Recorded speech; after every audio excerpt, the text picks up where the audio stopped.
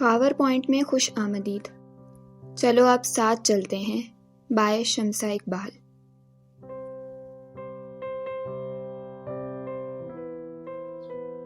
قسط نمبر 13۔ سعد اور حیدر گھر میں داخل ہوئے۔ سامنے ہی ہادی صوفے پر ایک بازو آنکھوں پر رکھے ایک سینے پر رکھے لیٹا تھا۔ اس کے ہونٹ مسکرا رہے تھے۔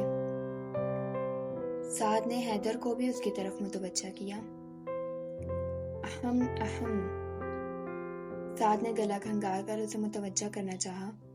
اس نے بازو ہٹا کر انہیں دیکھا اور اٹھ بیٹھا۔ کیا بات ہے بھائی؟ اکیلے اکیلے مسکرایا جا رہا ہے؟ خیریت تو ہے؟ سعد دلچسپی سے استفسار کر رہا تھا۔ تم لوگوں نے تو کہا تھا جلدی آ جاؤ گے، 10 بج رہے ہیں اب۔ ہادی نے انہیں گھورا۔ لو جی، یہ رہے ملٹری پرسن۔ انویسٹیگیشن شروع۔ چلے دیں آپ انہیں صاحب، میرا ایسا کوئی ارادہ نہیں ہے، سعد نے حیدر سے کہا اور صوفے پر بیٹھ گیا۔ ماہین بھی اس کی آواز سن کر کمرے سے باہر آئی۔ ارے ماہی آپی، آپ کہاں تھی؟ مجھے لگا تھا آپ چلی گئی ہوں گی، سعد نے ماہین کو دیکھتے ہی کہا۔ ماہی کیا بات ہے؟ تم روئی ہو کیا؟ آنکھوں کو کیا ہوا ہے تمہاری؟ حیدر فوراً آگے بڑھ کر اسے ساتھ لگائے کہہ رہا تھا۔ ہادی ابھی بھی آنکھوں میں شرارت لیے مسکراہٹ دبائے اسے دیکھ رہا تھا، جیسے کہہ رہا ہو اب بتاؤ اسے کیا ہوا ہے۔ کچھ نہیں بھائی، ایسے ہی، اس نے ٹالنا چاہا۔ ارے کچھ تو ہوا ہے نا، بلا وجہ تو کوئی نہیں روتا نا، حیدر نے اس کا سر تھپکتے ہوئے کہا۔ ماہین کا رونا اسے پریشان کر رہا تھا۔ آپ ہنسے مت اور ایسے مت دیکھیں مجھے، ماہین نے ہادی کو مسکراہٹ دباتے دیکھ کر ڈپٹا۔ ماہین بری بات ہے، ایسے کیسے بات کر رہی ہو تم ہادی سے؟ چلو بتاؤ کیا ہوا ہے، حیدر اسے سمجھاتے ہوئے بولا۔ انہوں نے میرا مذاق اڑایا ہے، میں کیوں نہ ایسے بولوں انہیں، ایسے بھی کوئی کرتا ہے کیا؟ ماہین حیدر کے ساتھ کھڑی ہادی کی طرف اشارہ کرتے ہوئے خفگی سے بولی۔ حیدر نے سوالیہ نظروں سے ہادی کی طرف دیکھا۔ میں نے ایسا کچھ نہیں کیا، ہادی نے کندھے اچکا کر خود کو انجان قرار دیا، مگر اس کے ہونٹ ابھی بھی مسکرا رہے تھے۔ بھائی، میں اکیلے گھر جا رہی تھی، راستے میں میں ڈری نہیں تھی، بس وہ بلی کی آواز آئی تو میں نے بھی چیخ ماری اور واپس بھاگ آئی، اور انہوں نے میرا مذاق اڑایا۔ مائن اس قدر معصومیت سے بتا رہی تھی کہ سعد اور حیدر کے لیے بھی اپنا کہکہا روکنا مشکل ہو گیا، جبکہ ہادی نے اسے روکنے کی کوشش بھی نہ کی۔ میری گڑیا اکیلی گھر جا کیوں رہی تھی؟ تم میرا انتظار کر لیتی، اور میں جانتا ہوں تم نہیں ڈرتی ہو۔ میں ہادی سے بھی پوچھتا ہوں کیوں ایسا کیا اس نے۔ تم اس کی بات کو دل پر مت لو، حیدر اسے ساتھ لگائے کہہ رہا تھا۔ اسے مان تھا حیدر پر کہ وہ اس کا ساتھ دے گا، اسے صحیح کہے گا، اس کا مذاق نہیں اڑائے گا۔ حیدر نے اس کا مان رکھا، ایک بڑا بھائی ہونے کے ناطے، ایک دوست ہونے کے ناطے۔ وہ اسے ساتھ لگائے اس کا سر تھپک رہا تھا، پھر اسے چھوڑ کر اس نے ہادی کی گردن کو بازو میں دبوچا۔ خبردار جو کبھی میری بہن کا مذاق اڑایا، چھوٹی کسی چیز سے نہیں ڈرتی، بس بلی کو دیکھ کر بعض دفعہ ہو جاتا ہے ایسا۔ ہادی نے مشکل سے اپنی گردن آزاد کروائی۔ ماہین جتاتی نظروں سے اسے دیکھ رہی تھی، جیسے کہہ رہی ہو، دیکھو میرا بھائی تمہارا دوست ہو کر بھی میرا ساتھ دے رہا ہے۔ ویسے آپ بالکل بھی نہیں ڈری تھی، ہے نا؟ سعد ماہین کے سامنے بیٹھا اس سے پوچھ رہا تھا۔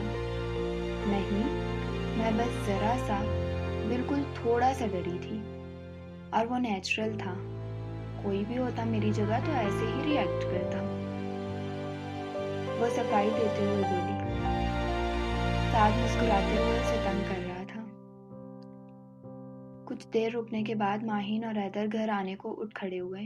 گیٹ کے پاس پہنچ کر ہادی نے حیدر سے کہا، دیکھ کر جانا، آگے بلی نہ بیٹھی ہو۔ ماہی تو نہیں ڈرتی بلی سے بالکل بھی، مگر حیدر تم اپنا خیال رکھنا۔ ہادی کی اس بات پر ماہین دانت کچکچا کر رہ گئی۔ گھر پہنچ کر حیدر اپنے کمرے کی طرف چل دیا۔ ماہین کمرے کی طرف جا رہی تھی۔ ماہی، تم ڈری تو نہیں تھی؟ حیدر کی آواز پر وہ پلٹی۔ بالکل بھی نہیں بھائی، آپ کو لگتا ہے کہ میں ایک بلی سے ڈر جاؤں گی؟ وہ اترا کر بولی۔ حیدر سر ہلاتے ہوئے آگے بڑھا، پھر پلٹا۔ ماہی وہ بلی، وہ چیخا تھا اور ساتھ ہی ماہین کی چیخیں بھی بلند ہوئی تھیں، اور اب صوفے کے اوپر کھڑی چلا رہی تھی، اور اس کے ساتھ ہی حیدر کے قہقہے سارے گھر میں گونج رہے تھے۔ حیدر گہری نیند سو رہا تھا جب موبائل پر ہونے والی بیل کی آواز پر اس کی آنکھ کھلی۔ اس نے بند آنکھوں سے ہی کال ریسیو کی اور موبائل کان کے ساتھ لگائے کروٹ بدلی۔ ہیلو، نیند میں ڈوبی آواز گونجی۔ ہیلو حیدر، کہاں ہو تم؟ دعا کی آنسوں میں ڈوبی آواز اس کے کان تک پہنچی تو اس نے فوراً آنکھیں کھولی۔ موبائل سامنے کر کے نمبر دیکھا۔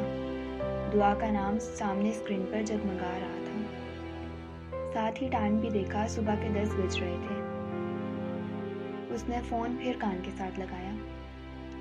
ہیلو دعا، کیا ہوا ہے؟ کیوں ایسے رو رہی ہو؟ حیدر اٹھ کر بیٹھ گیا تھا۔ دعا کی سسکیاں گونج رہی تھیں۔ دعا پلیز، تم مجھے پریشان کر رہی ہو، بتاؤ کہ ہوا کیا ہے؟ حیدر کی پریشانی لہجے سے عیاں تھی۔ حیدر، وہ میجر احمد ہاسپٹل میں ہے، وہ مر جائے گا حیدر۔ حیدر کا دماغ بھگ سے اڑا۔ کون میجر احمد؟ اور تم کہاں ہو اس وقت؟ حیدر نے جلدی سے اٹھ کر شرٹ پہنتے ہوئے کہا، میں ہاسپٹل میں ہوں، CMH ایمرجنسی وارڈ میں۔ حیدر ایک لمحے کو واقعی چکرا کر رہ گیا تھا۔ تم رونا بند کرو پلیز، میں بس 10 منٹ میں پہنچ رہا ہوں۔ پریشان مت ہو دعا، میں آ رہا ہوں۔ اندر داخل ہوا تو سامنے ہی ماہین سر تھامے بیٹھی تھی، اور پاس ہی دعا آنسو بہاتی ٹیشو کا ڈبہ ہاتھ میں پکڑے بیٹھی تھی۔ حیدر فوراً آگے بڑھا۔ کیا ہوا ہے دعا؟ کیا حال کر دیا ہے تم نے رو رو کر؟ حیدر پریشانی سے اس کے پاس گھٹنوں کے بل زمین پر بیٹھتے ہوئے کہا۔ دعا کے آنسو اور روانی سے بہنے لگے تھے۔ حیدر نے اس کے آنسو پوچھے، وہ کچھ بھی نہیں بتا رہی تھی۔ حیدر ماہین کی جانب مڑا۔ ماہین سر تھامے بیٹھی تھی۔ ماہی، کیا ہوا ہے دعا کو؟ کیوں یہ ایسے رو رہی ہے؟ تم تو مجھے بتاؤ، حیدر نے ماہین سے کہا۔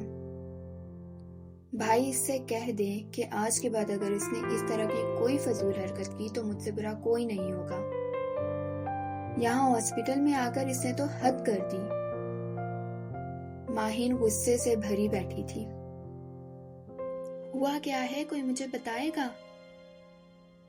حیدر نے زچ ہوتے ہوئے کہا۔ ماہین نے سامنے میز کی طرف اشارہ کیا۔ اس نے میز پر ایک نظر ڈالی، پہلے حیرت سے ماہین کو دیکھا، ایک بار پھر میز کی جانب دیکھا، پھر دعا کے بہتے آنسو دیکھے۔